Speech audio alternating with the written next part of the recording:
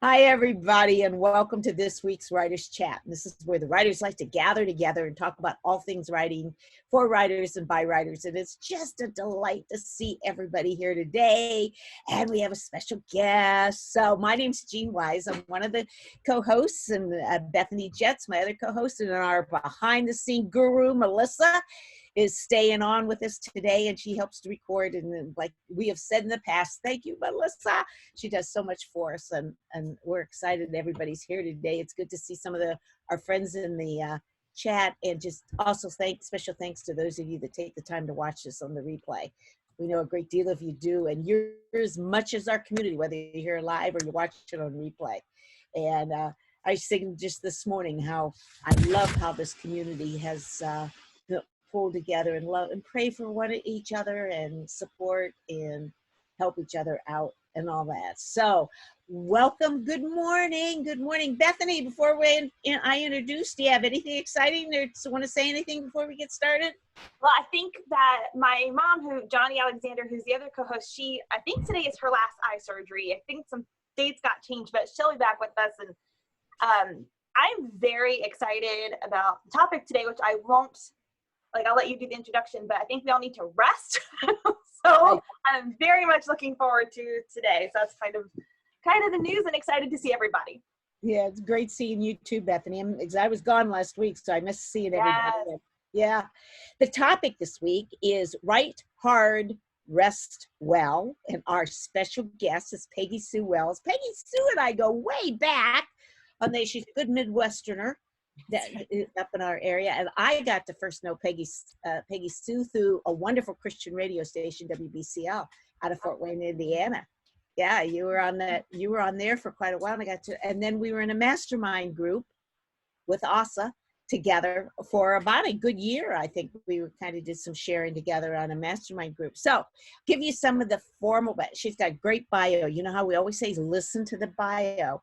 So I have a couple things, and she starts with a quote in one of her bios, and I love it, that someone described her as a tonic, warm like your favorite blanket and bracing like a stiff drink. Isn't that great description, you guys? And a couple other things to tell you a little bit about PeggySue. She's a history buff and a tropical island votary, VOTARY. Now, word nerds, how many of you can define votary, VOTARY? I had to look it up. I'll be honest, I had to look it up on that. It's a person like a monk who is a real dedicated or an advocate, or really a stiff follower, and she does that at tropical islands. Is that correct, PeggySue? Yeah. I love it. I love it. I love discovering new words. So that's our new words for today.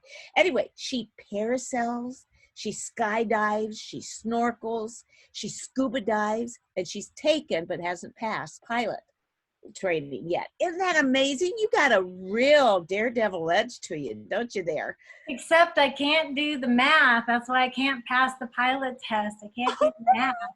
Oh, no. Well, maybe we can find you a tutor or something like that. Yeah. But she writes from her 100-acre wood in Indiana. Isn't that picturesque? Can't you just see her doing that? I just love it on that way. And is the bestseller author of 29 books, guys. 29. Isn't that like the legacy, the body of work she's got there, including today is launch day of her latest. Is that number 30 or is that part of the 29? It's 29. Awesome. There's number 29. So we said you will give time for her to talk and promote that, because today is launch day for her book. So we're excited about that. Very excited.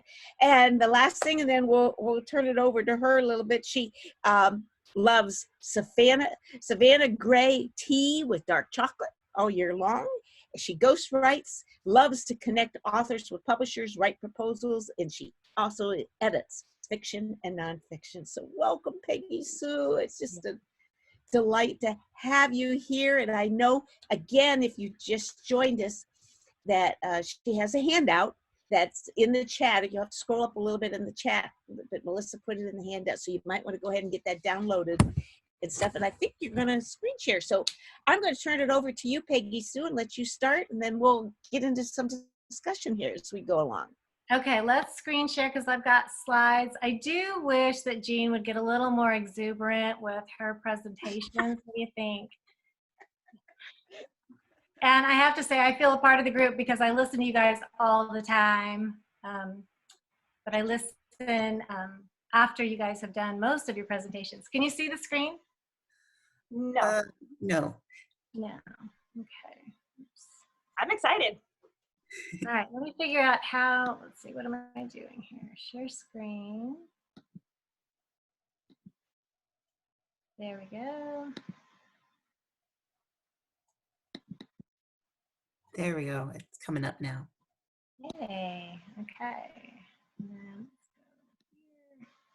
let's go to presentation. There we are. Okay. And there is the 100-acre wood, in case you were wondering what the Indiana 100-acre wood looks like. And I do right-aways. Since I've started learning about Write Hard and Rest Well, people come to my house. They're like, can I go, work at your house? I'm like, yeah. So keep that in mind if you need to, because you're drivable for me. That would be wonderful. Yes. So write hard, rest well, because a lot of us know how to write hard. We don't always know how to rest. So I'm going to give you a minute, and I want you to take this inventory on a scale of 1 to 5, 1 being running on empty, 5 being never been better, thanks, and you. I'd like you to tell us how you are physically and relationally and emotionally and spiritually, financially, and vocationally, your writing. So I'm going to give you a minute to do that.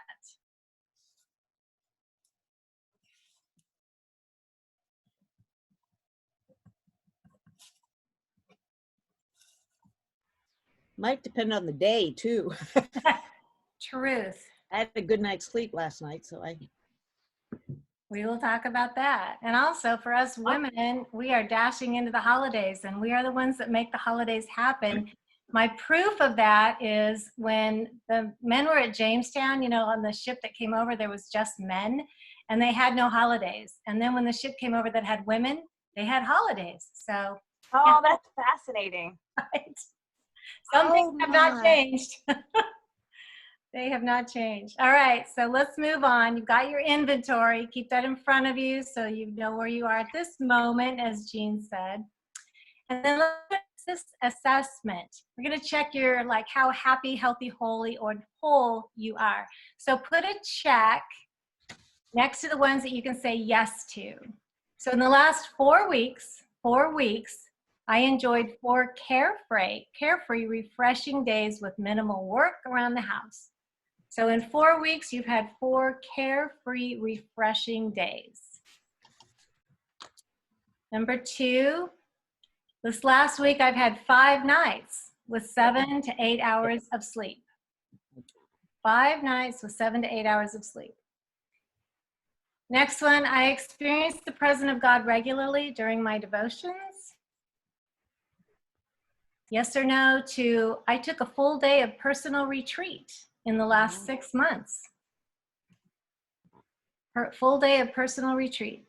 And then I enjoyed 4 evenings this last week with no out of the home obligations, which has been a little bit of a gift from COVID. COVID has kind of sent more of us home. We're home a little bit more than we used to be.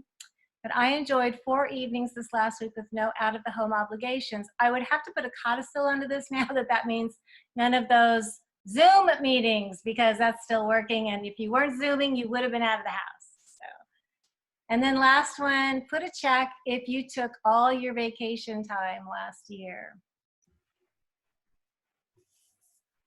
All right. So I got to read to you what Josh wrote. We have one male present today. Josh is sticking up for his half of the human race, and he said, hold up now, I spent 2 weeks putting up my Christmas village. So he's into Christmas village. Actually, Josh. That may totally count for something. You may get extra points for that, Josh, coming up. So stick with us. Okay, let's take a look at your scores. If you had 0 to 3, which was how I scored the first time I took this assessment, and maybe the second time I took the assessment, then you are running on the fumes of empty. And we're going to talk about grace being, rest being a grace-filled rhythm that restores you. If you got 4 checks, 4 yeses, you are aware of the rejuvenating aspects of rest and renewal. And we're going to see if we can bump that up a little bit. And if you did 5 to 6, then you're already got a well-established rhythm. I would encourage you to continue with that because you set a context and an example for those around you. A lot of what we do and how we run our lives is learned. It's because of who we've been around. So, big question. In the scripture, what was the very first thing that God declared as holy? Any guesses?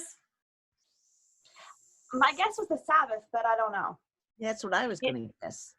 Very good. A lot of people say God or his presence or the Spirit or any of that, but the very first thing that God declared is in Genesis 2, 1 through 3, the heavens and the earth were completed. Think about when you finished one of your projects. By the 7th day, God had finished the work. And on the 7th day, he rested. And then God blessed the 7th day and made it holy because on it he rested. So the Sabbath is a day of rest. And that is the first thing in scripture that God tells us is holy. So if God says it's holy, that gives us a lot of permission to like study into it and get it into our rhythms. That's so amazing. Rest is holy. Rest is commanded. God commands us to take Sabbath. He commands us 1 day a week to rest. It's a rhythm and it's rewarding. And this is what the definition is. So if you're talking about rest, remember years ago, it's like, well, you can't do anything. You just have to sit and read your Bible all day Sunday. And those are some of the stories we get in Little House on the Prairie. And of course, some of us were bored into a coma, particularly people like me. That would not work. So what is rest in a way that God knows all of us? So here's what God defines rest in Exodus 23:12. 6 days do your work, on the 7th day rest. And then he says that you may be refreshed. So the definition of rest is that which refreshes your soul. So what is it that refreshes your soul? And for Josh, if he's refreshed by putting up that train set, that was really good work. That was a good rest. For me, yeah, water skiing. I will go water ski. That refreshes my soul. Jumping out of an airplane, that refreshes my soul.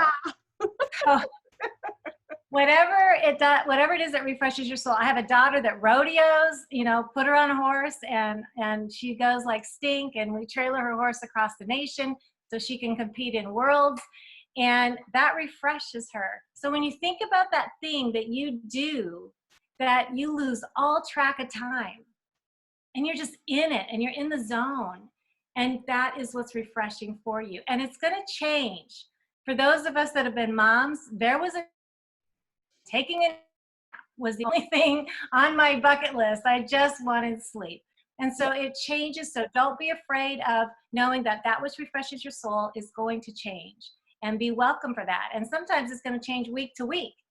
The point is you take 1 day a week and you do something that refreshes your soul. Now, the 4 rhythms we're going to talk about as writers is sleep, stillness, Sabbath, and solitude.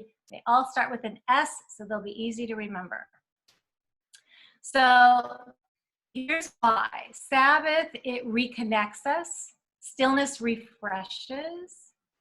Solitude restores. And sleep rejuvenates. And it's just like that stool that you see there. If you don't have all 4 in balance, you're like on that chair that's going to rock back and forth. And if you start not having some legs on that chair, you're going to crash. And some of us have crashed. Yeah. What happens without the 4 rhythms? And some of us may be like sort of like the visual aid at different times in our life. First thing that disappears is your joy. When your joy is out the window, that is for you a road sign. I need to check this, but I'm probably out of balance. Disconnected resentment emerge, and here's how you know that, and you'll see it in your friends. We get the 3 C's and the E in our vocabulary. So when I am out of rhythm, you're going to hear complaints, criticizing, and condemnation in my vocabulary. And it goes 2 ways. I'm going to do self-talk that's negative, and I'm also going to be picking and judging on everybody else. So when you see that in somebody, a lot of times they're not so much judgmental as they need a nap. So you need somebody to send them to bed. Give them a snack and send them to bed. The other one is excuses. You're hearing a lot of excuses. Well, I couldn't get to that because, well, I was gonna, but. And so those are the things that you're gonna know. That discontent, that resentment is there, and that's where you're gonna see it. Your key relationships become tense. Either you're walking on eggshells or you're causing other people to walk on eggshells. Destructive patterns come up because we're trying to medicate. We internally know something's off, so we're medicating. So we write all day, and then we sit in front of YouTube videos, or we binge watch some stupid television show that does nothing for us, but we're like, I deserve this, I need this, I'm exhausted. The thing is this actually makes it worse because it's not the right medication for the problem. Depression and anxiety, feelings of failure, and then overload and exhaustion increase. I went through a personal mastery development course one time, and my facilitator in the front said, overload is, and overwhelm is a choice. And I have no idea what she said for the next 30 minutes after that, because I'm like, wait, I live there. My address is overwhelmed. And so when she's like, that's a choice, I was like, whoa, I get to make a choice? I can choose out of that? And I did. I chose out of it that day, and I've only gone back into it one time in 20 years. It is a choice. Wow.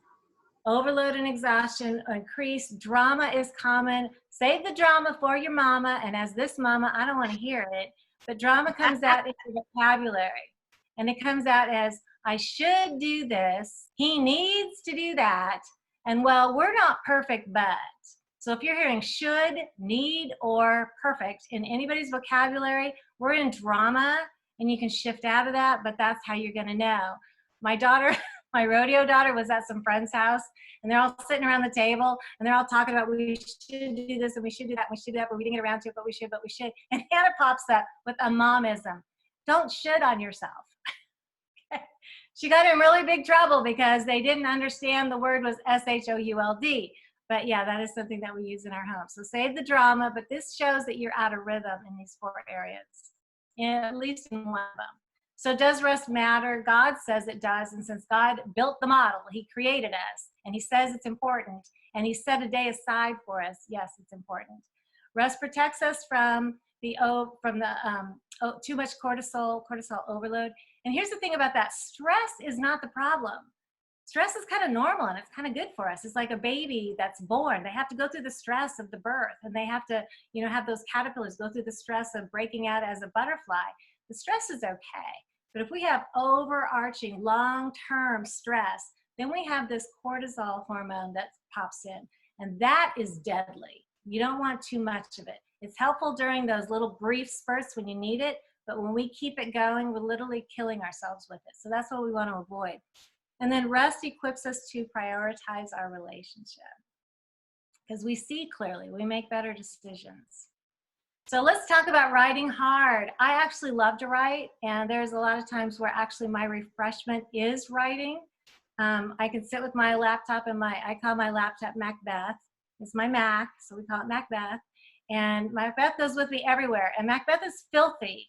My children have gotten me those keyboard covers because I take Macbeth to the rodeo, and I sit in the stands and I write while I'm waiting for my daughter to run, or we're at the baseball field or with the soccer field or whatever. So Macbeth goes everywhere because I love it. There's times where it's work because it's an assignment or it's a client or something like that. But then there's those times that I'm writing, the epic novel of the century, and I'm just loving this. And so sometimes that is my refreshment.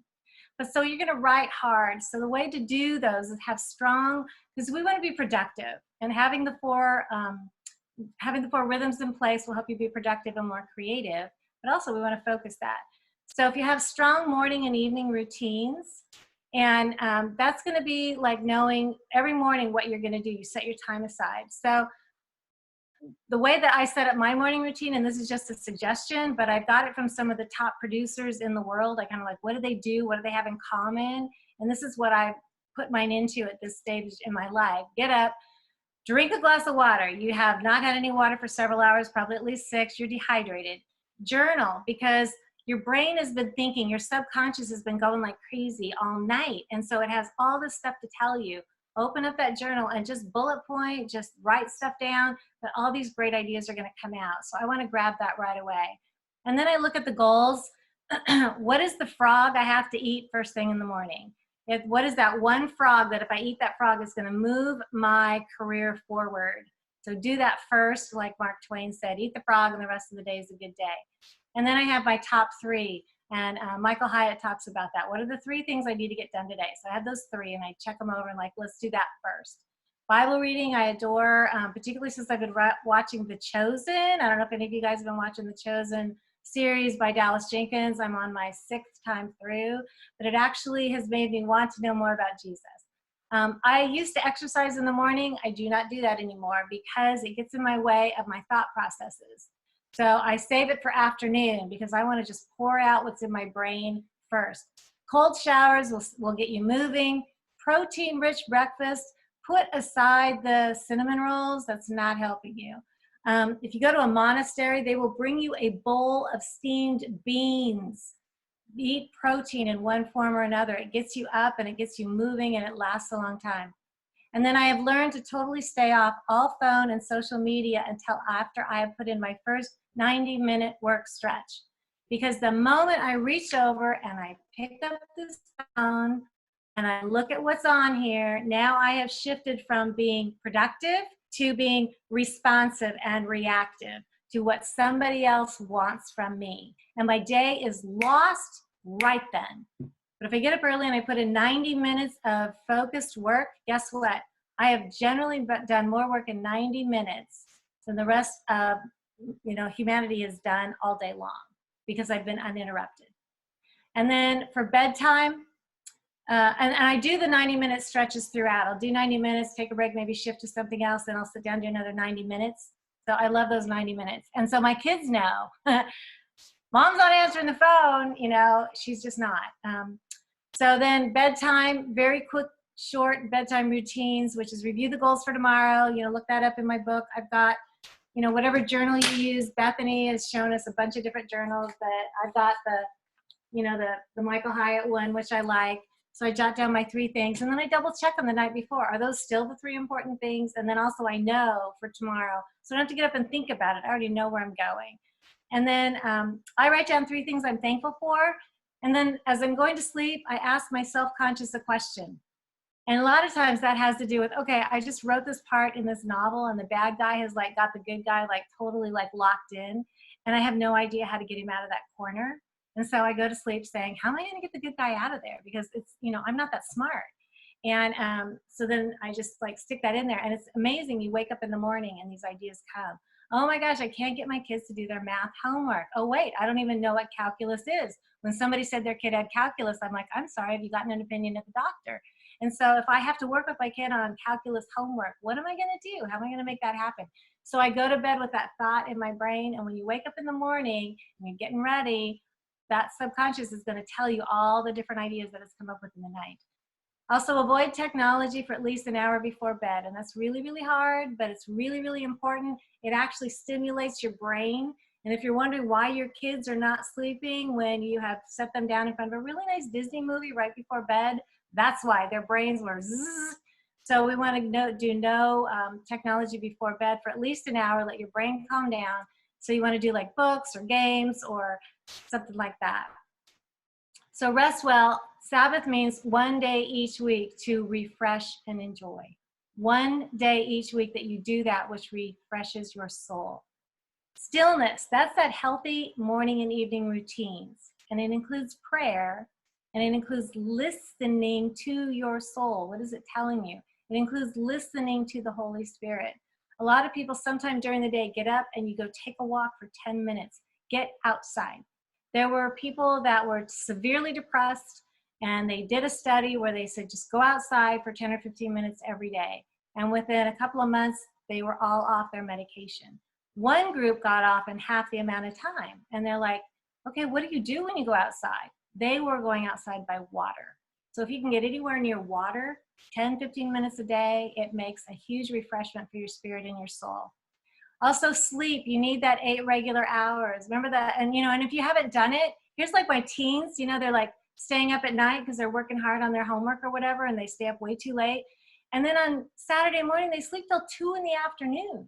And parents used to be like, why are you so lazy on Saturday? What is wrong with you? Actually, our body keeps the score. Our body keeps a deficit. And so if you need 8 hours, but you only got 6, 6, 6, 6, 6, you now have a deficit of 2, 4, 6, 8 hours. So, and your body does not like let that go. It holds on to that in the bank. And so you got to make up that deficit.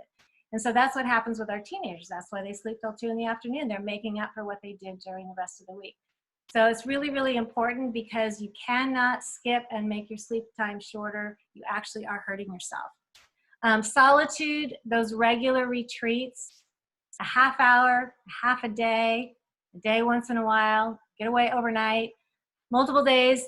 And Jim Watkins, a lot of you know him. He worked for a company at one point, and they mandated for a year that while you were in the office, Monday through Friday, sometime during that day, and I think they timed it for the whole office to do it at the same time, but I don't remember.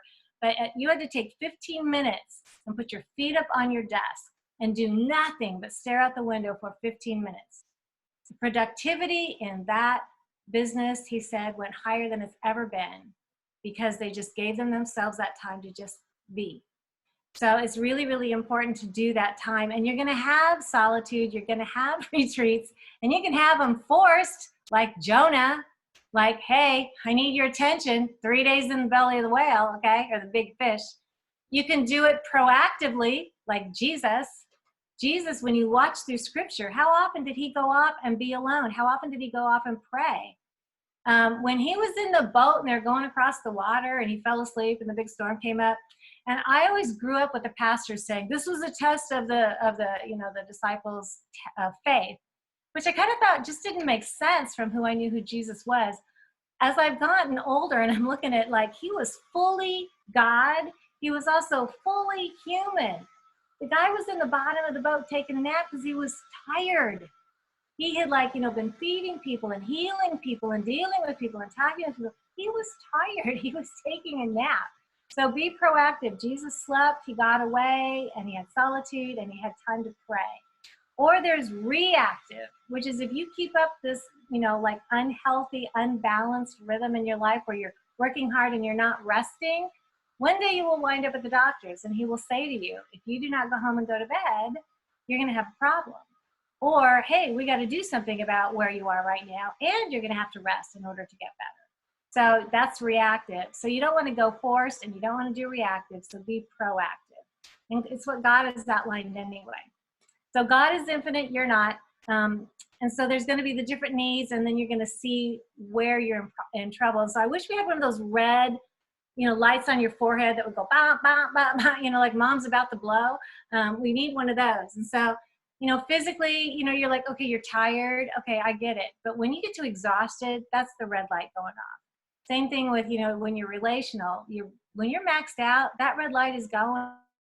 Responsibility for our health. Spiritually, yeah, you could be dry for a while. Like, I just never hear God talking to me, and it's like, okay, I get that. And then there's parched, we're like, I'm not even reading it anymore. And emotional, if you're taxed, how about that short fuse? You watch people that just go and you're like, what? It's not you. They are running on empty. So our 4 basic needs are met through the 4 rhythms. And so you've got the physical, again, relational, spiritual, and emotional. And so when you have replenished those, when you keep them on these rhythms, you're going to be healthy and rejuvenated, happy and connected, holy, and your intimacy with the Lord and with other people is stronger. Emotionally, you're going to be whole, which means you live loved and you live authentically. And so I have a friend that used to call me and she would say, what, I haven't heard from you in a while. I know I need to call. And it was like, yeah, I have been in the pit. That really deep pit? And she's like, yeah, I've been there before. That's why I know you're there. She lives across the nation. And you know what? The times that we most need to reach out is when we most don't. It's where I most don't have the strength. And so when you notice somebody is being very quiet, check on them. But also, I have learned, instead of walking down that road and falling into that really deep pit, then I learned to sort of like walk down that road and walk around the pit.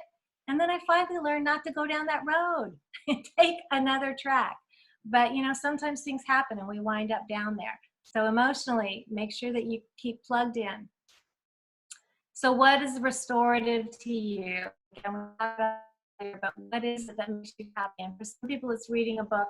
For some people, it's taking a walk. For my son-in-law, it is a bike race. and going as fast as he can, just going like stink. I wouldn't do it, but he loves it. So what is it for you? And grab onto that thing and don't apologize for it. Sometimes it's learning. I know people that love to learn and other people that are like, yo, kill me now. I don't want to learn one more thing. So find out what it is for you and just use it. You have permission from God to do that which restores your soul, because it also makes your productivity better. So what are our roadblocks to rest? We have a lot of internal belief systems. You've got that glass wall and you just keep hitting against it. And you're like, why can't I bust through this? Those are our internal beliefs. And so we've been told, make every moment count, sleep when you're dead, right? And my worth is based on productivity. Those are lies. And I have had to get with a mentor who helps me dig up those lies and replace them with truth. So if you're like up against those kind of things, find a mentor. Culture is the great American virtue to work overtime. In Europe, they know better. They have 4 weeks of a year on vacation. We get 1. My son-in-law went to work up in Chicago for Aldi's in administration. They are a European company. First thing they said to him is, you have an hour lunch and you will take it. You do not work through it. You cannot go home early. You will take an hour lunch. And he's like, what the heck am I going to do with an hour lunch? Never have used this in his life. So he had to figure it out. And guess what? He started bringing in classics. He read through Faulkner. I mean, he just like read all these great books. We had great discussions. He brought his guitar in and he practiced guitar and he wrote music. But he goes home refreshed. And you know that afternoon where everybody like hits that dip and they're just like dragging through from 3 o'clock to 5? They don't do that where he works. They walk back into the office refreshed. They've done something creative. They've unplugged. So there's something to it. The church has been like when I was a kid, church rats. If the doors were open, you were supposed to be there. And so we've kind of come to more terms with that, but it's still not a healthy thing. Idleness is a devil's workshop, and that sort of thing. And but those are old programs. And so if you've got those, we need to get rid of those because they're not of the Lord. They're not life-giving. If something is not life-giving, it is not of the Lord. Personality, type A controllers. Okay, this person, yeah. We are like, what? Rest for a day? I mean, I can't do an hour. You're going to tell me a day? But that's why I love when we go back to God's definition of what is it that refreshes and restores your soul. Do that. So like my son-in-law, you can just like ride your bike all over the place, and that's refreshing to him. So do what it is that refreshes you. And then in history, this was already like set into motion. When we had no light bulbs, when it got dark, you went to bed. You went to sleep. Well, now we have light bulbs. You can stay up all night if you want to. So we've cut into our sleep.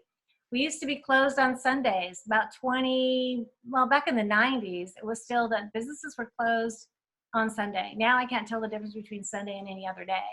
And so those were protected. I do remember the day too where activities for kids, if you had after school activities or if you had games, your kid was in the soccer league or whatever, you didn't do it in the evening because you're expected home having dinner with your family. And you didn't do it on Sunday because they figured you were in church. Well, they've blown through all of that. So again, they've kind of cut into our normal times of knowing when we would rest and refresh. Also, it used to be you walked out the office door and you left all your work behind. Well, guess what? Your work now is with you all the time. They can reach you somehow. And so there isn't like this clear defined, like I'm done and now I shift out of that and I do something else. We have to do that ourselves. We have to put our own boundaries down. So Jesus knew exhaustion. Jesus practiced the 4 rhythms. So if you're looking for permission and if you're looking for an example, he gave it to us. So you don't have to feel guilty about it. Also, Jesus said about rest, my yoke is easy and my burden is light. We can work really, really, really hard, but there's a joy in the work. We like the work. If you're like dragging through it and like I was doing a project earlier, my neck's a little tight, my kids, when they looked at me, they're like, what's wrong with your face? Like, what do you mean what's wrong with my face? And they're like, you look terrible, Mom. You look all stressed. You look like, and I'm like, okay. And they're like, are you enjoying what you're doing? I'm like, no, I'm not. And you know what? I was in a place that I wasn't called to be. And so when you start noticing that, take some steps to get out of that, get back into the center of God's will for you. And we know what's the center of God's will when we've taken time to listen to the Holy Spirit, because otherwise I just dash off and I'm like, hey, can you keep up and give me a hand here? And he's like, no, I'm not going in that direction and neither should you. But unless I'm quiet, I won't know that. So you can make small shifts. I'm one of those people that's like, I want to make a shift by noon. I want to do something that by noon changes my life. So I've got some shifts for you that you can do right now. Give yourself a bedtime. Give yourself a bedtime and stick to it. Also, take that 10-minute walk outdoors. And literally, I have people going, I can't do that. Give yourself 10 minutes. You can. You've got to. And the refreshment that it'll give you is going to make the rest of your afternoon twice as productive as it was. You have your morning routines, establish an evening routine. I gave you my example. That might not be the one for you. Do the one that fits you, fits your personality, fits your soul, fits your calling. And then unplug for an hour daily. Unplug, turn that phone off or push it aside, but just don't be on technology and don't be involved in work. Give yourself an hour break. Caffeine, you've heard enough about that. Cut it in half. Include your refreshment day weekly. You should be able to take this assessment in 4 weeks and have had 4 days of refreshment in 4 weeks' time. It's not me that says to do that. God said to do it, and he said it back during the 10 Commandments. So take a personal retreat in the next 6 weeks, 2 to 4 hours, or a half a day, or get a day away if you can. And then enjoy guilt-free evenings and give yourself permission to have those guilt-free evenings. And if you're up against those glass walls, I can't do this, I can't, I just have to, be working all the time. Go find a counselor, go find a mentor, attend Celebrate Recovery, find somebody that can help you dig down and find where that root of that lie is and tear it out, and let's put in truth instead. If you wanted to do like a Bible study with that, this is called Vantage Point. Of course, you can get it on, on Amazon, but I wanted to show you, there's lots of like white space here, so it's not really intensive, and it's really good. She covers these 4 rhythms, and the thing that's really fun about Brenda is when I first met her and she's talking about, the rhythms and rest and all that, I'm like, yeah, easy for you to say. Guess what? Brenda and her husband, Brenda's got a past, rotten childhood, so you carry the baggage into your adulthood, right? And you get to lug that around. And then her and her husband, they adopted 4 special needs children, and then they have their own child. Well, the special needs kids are adults now, and guess what? They're going to be living with Brenda and her husband. They're not going to be able to be fully functional. And then one child for 6 years has been in hospice in their dining room. And then her and her husband run a Christian camp. Lots of, teenage kids and young kids coming through all the time. So Brenda sticks to these 4 rhythms. So every time I think I can't, I'm like, okay, fine. If she can, I can. And Brenda said it's these 4 rhythms that have kept her sane and allows her to do God's calling. And I found the same. So I did want to give to you interview questions. And I do use these when I interview somebody, like if I'm going to write an article or do a feature about them. Also use them like, when you go to Thanksgiving or Christmas and people like emotionally abuse one another and then have pie, those kind of situations. Sometimes it's just because we're tired and we're exhausted, and our vocabulary, the things that we're saying are full of the 3 C's and the E, and it's just like, how do I get out of this rut? Because we're a family, so we get into a pattern and then we repeat it because we're, we have a history together and we spend time together. So these are some really fun interview questions, and those interview questions will give you something else to say to your family and to ask them about, and you get a different conversation going. If you need to reach me for anything, if you want to talk shop about writing, which is my favorite topic, you can always reach me at Gmail. And then launch party, I'm going to get off of this, and at 1 o'clock I start a launch party, so I will be on Facebook Live. I could use your prayers, haven't done it before, but I'm going to be interviewing somebody at the top of each hour and doing lots of giveaways just to celebrate that the 10 best decisions a single mom can make it's officially a baby born today. So you're welcome there. And I also started as a companion to this book. It's just gone live. We'll have a big grand opening later, but just so you know, it's called singlemomcircle.com. It's a companion website. It is resource rich for single moms and their families. 1 out of every 4 households is single mom run. And so we want to give them all of the tools and equip them so that they can be successful. And if you have something that you say, you know what, this would help a single mom, and you don't have to be a single mom to write for it, but if you like, this would help, this is something that worked for us or worked for my kids, send it my way. Because what I'm doing is I'm posting really cool things from people that are experts in fields that I have, like no clue about. And then we link back to them. So if somebody gave me information about finances, and that's not my deal, but I would post you really good info, and then I would link back to you so that they can come back because maybe they need more information on that topic. So that is all I have for you today. But yes, write hard. You probably know how to do that. And then add in the rest well, and watch your joy and your productivity and your creativity soar. I promise you it'll double if you can do these 4 rhythms. Wow, this is inspirational. I think it probably hit home to just about everybody, it looks like, in the chat on that. It really, really did.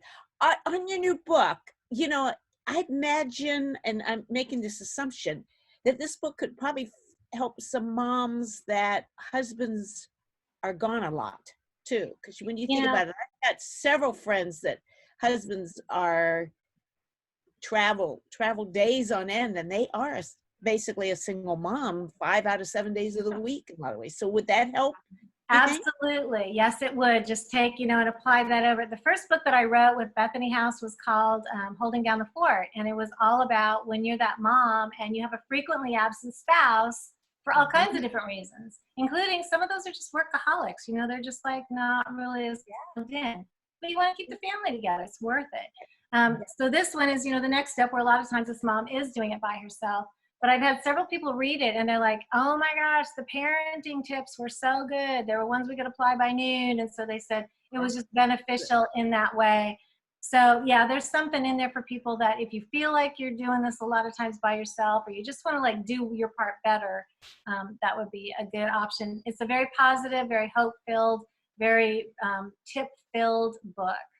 Well, congratulations. Bethany, did you want to jump in for military wives? I know, and I was watching it in the chat too. I was thinking sometimes it's when you go from the 2 parents then down to 1, it's all the responsibilities you didn't realize that they were doing because they were handling it, and all of a sudden it's on you, and you're just like, it takes that time to get the rhythm, and then they come home, and then your rhythm is messed up again. So yeah, I'm very excited about this book for those moments. The thing about when you have a frequently absent spouse, if he's in the military, got it with that kind of, I'm telling you, he will walk out the door, and as soon as you can't reach him, the dishwasher stops working, you get a flat tire. I mean, it's just like, it's going to happen. I asked a guy one time. Yeah, I asked a guy one time, he came back from a trip, and I'm like, how was your trip? And he stopped and he thought for a minute, and he's like, nothing broke while I was gone. It was a good trip. Because it just is going to go that way every single time. Yep. Wow. Justin left one time, and then the next day, the alternator had to be replaced. It was like every time that he has gone, it's been something. Like if it happened 24 hours sooner, he would have been here. But no, it's that week. Yeah, my best story is because I'm a single mom now, but back in the day when the kid's dad was around, he was like home 3 days, gone a week, home a week, gone a week, and he just traveled all the time. Mm-hmm. Takes off, and he's on a plane somewhere, and I'm putting the kids to bed. I got the new baby, and one of the kids ran downstairs to get the pacifier for the baby. Never run out of pacifiers. They come dashing back up, and they're like, hey, Mom, there's like about 3 feet of water in the kitchen. Is that supposed to be there? And I'm like, I don't know. I'll check it later. And then I'm like, wait, what? I went down there, and there's a shut-off valve on your dishwasher. The dishwasher shut-off valve did not shut off. So, yeah, so we got to meet the plumber. Yeah. Is your book for moms of a particular age group, or it could be teens or preschoolers or any age? What do you think? It goes all the way up because I've got 7 kids that, I've gotten. The youngest one is finishing up college now. Pam is my co-author. Pam's raised 3 boys. And so we just pulled from everything that worked for us. And we also have 11 what we call sidebar sisters, where we invited other people to write for us, and we stuck their stories in there too. So you've got like about 25 women in there who said, these were the things that worked. We're sharing what worked. We're not even going to talk about the stuff that didn't. This was the stuff that worked. Grab it and use it as it applies. And if they want to come at 1 o'clock today, I'm seeing the Facebook.com .com/, and it's your name, PeggySue Wells. Yeah, right? It's my profile page, not my author page. But yeah, so I'll be live at the top of each hour, depending on, who's going to be there. Jeannie Zare, she does Mindcat. This woman is fascinating, but she talks about, she's the people that worked with the people that came out of the Holocaust, the Jewish people. They established this counseling type. It's like, how do you go on after this? And then they've continued to improve on it for the last 70 years. So it's like, how do you work through trauma? How do we get you functioning again after trauma? And a lot of times, and you could be married or not married, but you go through a trauma. And sometimes it's even like, yeah, something like really went bad while, your husband was away for a while. But when we go into trauma, our thinking part of our brain goes offline and we go back to that fight, flight, or freeze. And if the trauma doesn't stop, because for sometimes the trauma just keeps, it's just in different levels and different things keep happening. And so we wind up so off balance that our thinking part never comes back online. And so when you look sometimes at a single mom and you're like, what is she thinking? Why is she doing that? Why does she keep doing that stupid thing? Why does she keep having the same stupid pattern? Or you look at the kids, and they've gone off the deep end, they're off the rails somewhere, and you're like, what are they thinking? Why are they doing like they, like they need that on top of this? What are they thinking? And the truth is, they're not thinking. That part of their brain is offline. And so that's why this book was, how the 10 best decisions, because we teach you how to get back online so that you're thinking. Wow. And so you can do things, you can do the next right thing rather than continue to just react to this trauma that you're in. So Jeannie is like the queen of that, and she's going to be my first guest. And then I end it with Richard Paul Evans with his interview at 7 tonight. Wow. It's really, and that's at 1 o'clock today. 1 to 7, you're going all day. We do need to surround you with some prayers. Yeah, so please do, because there's somebody that's got something to say about parenting with each of these people. And with Rick, his last year, his novel featured a single mom. And if you've read the Michael Bay series, it was all with a single mom involved. So, we talk about that. It's like, why would you profile a single mom? And, so we did that with him. And Jim Watkins, for those of you that know him, Jim's the dad of a single mom. So I'm like, as the dad, come talk to us. Tell us, like, what are the tips that you recommend? What works? Yeah, that is great. And in your presentation today, I want to highlight a few things on that. It was so, so good. I loved it that we could start with an assessment because that was personalized it very much.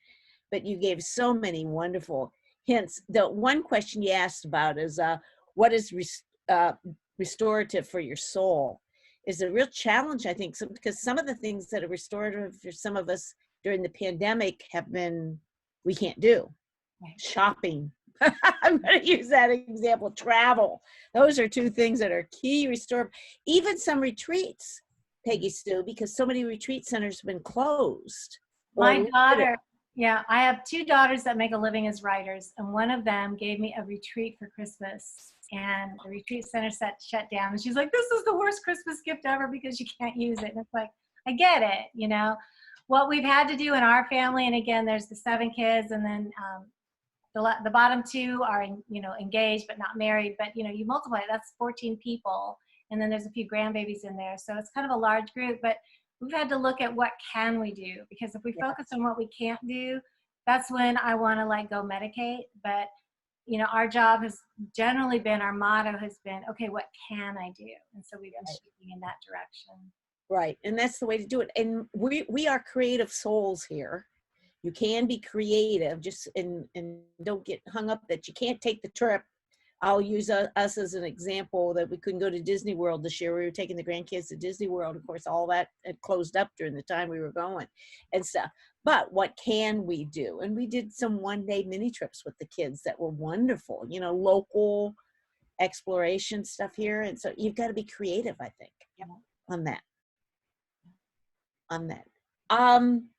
Other things that you talked about writing in the morning, it reminded me of Julia Cameron's morning pages, how to get up and you should write thing in the morning. Right. Yeah. On that. And when you had your list of things that might be red flags and stuff, it's lack of focus for me. When I can't concentrate and I get scattered and jump from one thing to the other, that is one of my early warning symptoms That, You know what? I'm going to put that on the list because I'm the same way. Yeah. Lack of focus. I learned that a long, long time ago on that. So Bethany, what are you going to do for yourself to rest well? So I downloaded the book to my Kindle. So Ah. I just bought it. No, I think I'm going to look into it today. I like the idea about getting outside and listening to the water. That's something that I can do, and I can work out there when I need to. But I think I'm not taking my computer to the soccer game today for the halftime. I'm just going to protect that. So that's something I can do today. Work hard and then not do it there. Yeah. One of the things that I know when I teach is we noticed in our family, if you haven't laughed in a while, that's a huge red flag. And like when we were going through our biggest trauma, like when the kid's dad left, my daughter Holly she's my third. She needed to get those driving hours in, and she's like, Mom, gotta get. And I was like, ugh, I don't feel like doing anything. But I'm like, okay, fine, because you're the mom. You do the right thing. It was the next right thing. It's like, yeah, we got to get her license. I'm like, okay, guys, I'm going to take Holly driving, and everybody went, we're coming. And I had a 15-passenger van, and all 7 kids jump in because Holly, who's my little controller, and if you want a job done, Holly's going to do it. Holly is a spaz. And so in the van, as this Holly, this driver, it's a total spastic driver. It's like, slam on the brakes, speed up, slam on the brakes, speed up. It's a Disney e-ticket ride. It's hilarious. And so we're in there trying to teach Holly how to parallel park at the empty school parking lot. And we are laughing so hard. Somebody in the van wet their pants. Now, I'm not giving any names, but the thing about it was that our faces hurt. And I realized as I'm laughing and my face is hurting, we hadn't laughed in 3 months. And so then I realized from that, we got to laugh. We need to laugh a lot. And so if that means a comedy, so now my kids listen to comedies a lot while they're doing just silly stuff. We watch a comedy video pretty regular, or we just find something that we need to laugh about, because if we haven't laughed, that is a huge red flag. Wow, that is super. What a great memory too. And family, talk about building relational connections on that. That'd be something. I want to hear what Melissa's going to do for rest today or soon. She's going to write the great American novel. There she is. She's on mute still. She's thinking. I don't know, because it's going to be a very busy day today. Oh, well, sometime this week maybe on that. One thing I'm going to use from your presentation today is to ask that, how did you say it? I think you called it a self-conscious question before you go to bed.